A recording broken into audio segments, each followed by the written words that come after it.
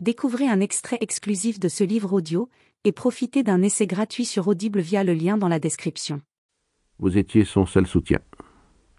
J'ai cru qu'il me reprochait quelque chose et j'ai commencé à lui expliquer, mais il m'a interrompu. « Vous n'avez pas à vous justifier, mon cher enfant. J'ai lu le dossier de votre mère.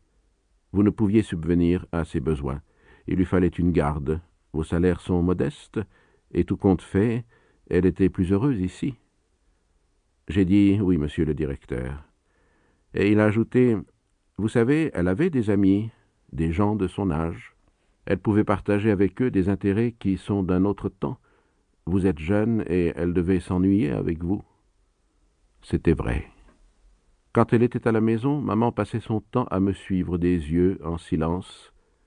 Dans les premiers jours où elle était à l'asile, elle pleurait souvent, mais c'était à cause de l'habitude. Au bout de quelques mois, elle aurait pleuré si on l'avait retirée de l'asile, toujours à cause de l'habitude. C'est un peu pour cela que, dans la dernière année, je n'y suis presque plus allé. Et aussi parce que cela me prenait mon dimanche, sans compter l'effort pour aller à l'autobus, prendre des tickets et faire 2 heures de route. Le directeur m'a encore parlé, mais je ne l'écoutais presque plus. Puis il m'a dit « Je suppose que vous voulez voir votre mère. » Je me suis levé sans rien dire. Il m'a précédé vers la porte. Dans l'escalier, il m'a expliqué. Nous l'avons transportée dans notre petite morgue, pour ne pas impressionner les autres. Chaque fois qu'un pensionnaire meurt, les autres sont nerveux pendant 2 ou 3 jours, et ça rend le service difficile. Nous avons traversé une cour où il y avait beaucoup de vieillards, bavardant par petits groupes. Ils se taisaient quand nous passions, et derrière nous, les conversations reprenaient. On aurait dit un jacassement assourdi de perruches.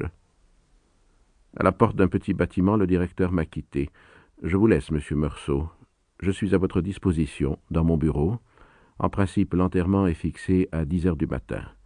Nous avons pensé que vous pourrez ainsi veiller la disparue. Un dernier mot.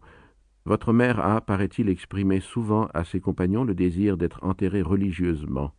J'ai pris sur moi de faire le nécessaire. Mais je voulais vous en informer. » Je l'ai remercié.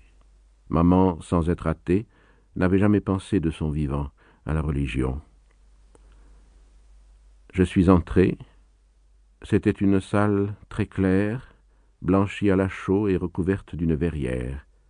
Elle était meublée de chaises et de chevalets en forme de X. 2 d'entre eux, au centre, supportaient une bière recouverte de son couvercle. On voyait seulement des vis brillantes, à peine enfoncées, se détacher sur les planches passées au brou de noix. Près de la bière, il y avait une infirmière arabe en sarrau blanc, un foulard de couleur vive sur la tête. À ce moment, le concierge est entré, derrière mon dos. Il avait dû courir. Il a bégayé un peu. « On l'a couverte, mais je dois dévisser la bière pour que vous puissiez la voir. » Il s'approchait de la bière quand je l'ai arrêté. Il m'a dit « Vous ne voulez pas ?» J'ai répondu « Non ».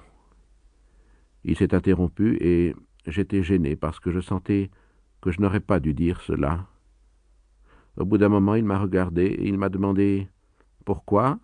mais sans reproche, comme s'il s'informait. J'ai dit « Je ne sais pas ».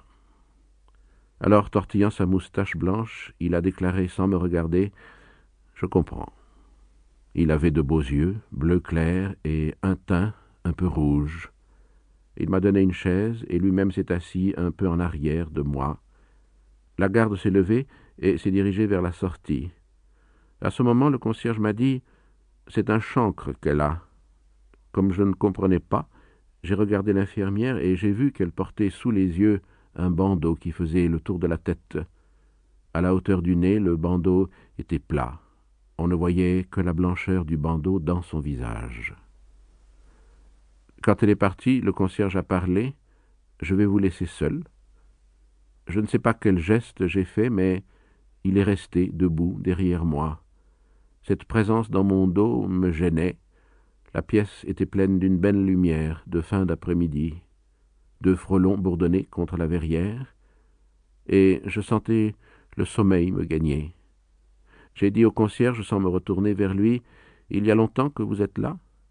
Immédiatement, il a répondu « 5 ans. » comme s'il avait attendu depuis toujours ma demande.